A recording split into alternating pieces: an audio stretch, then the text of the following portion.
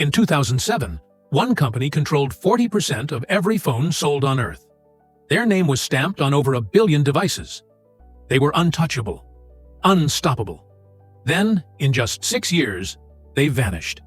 This is the story of Nokia, a company so powerful that missing their downfall seemed impossible. But they didn't just fall, they collapsed.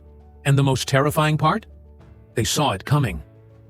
Tonight, we explore how the king of mobile phones made one decision that killed a 150-year-old empire. A mistake so catastrophic, business schools still study it as a warning. Let's go back. Back to when Nokia wasn't just a phone company. They were the phone company. In the year 2000, Nokia was worth over $300 billion. To put that in perspective, that's more than McDonald's, Coca-Cola, and Disney combined. Walk into any school, any office, any home in the world, and you'd find the same thing. A Nokia phone. The 3310. The 6600. The N95. These weren't just products. They were legends. Connecting people wasn't just their slogan. It was reality. If you had a mobile phone in the early 2000s, chances are it was made in Finland by Nokia. But here's what most people don't know. At the very peak of their power, in their own research labs, Nokia engineers had already built something revolutionary. They had created a touchscreen smartphone, with apps, with a full internet browser, with everything the iPhone would later have.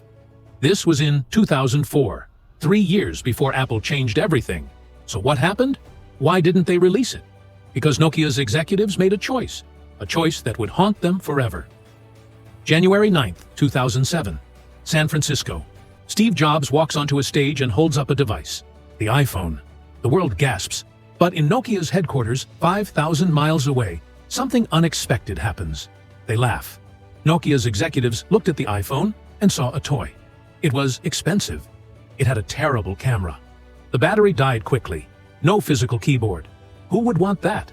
One Nokia engineer later revealed, "We had devices like that in our labs. We just didn't think people would buy them." But they were wrong. Deadly wrong. Within 1 year, Apple sold 10 million iPhones. But Nokia? They stuck with their plan. They believed in their old formula. Physical keyboards, simple phones, reliable but outdated. Then came the second blow. Google released Android, free software that any company could use. Samsung took it. So did HTC, LG, and Motorola. Suddenly, Nokia wasn't just fighting Apple. They were fighting everyone. And here's where it gets darker. Nokia knew they needed new software. Their old system, Symbian, was dying. So they had 3 choices. 1. Build their own new system. 2. Use Android like everyone else. 3. Make a deal with Microsoft. In February 2011, Nokia's new CEO, Stephen Elop, made the decision. He chose Microsoft. He called it a burning platform in a leaked memo. Nokia was on fire, he said, and they needed to jump into Microsoft's arms to survive. But this wasn't a rescue. It was a suicide pact. Microsoft's Windows Phone software was unproven. App developers ignored it. Consumers didn't trust it.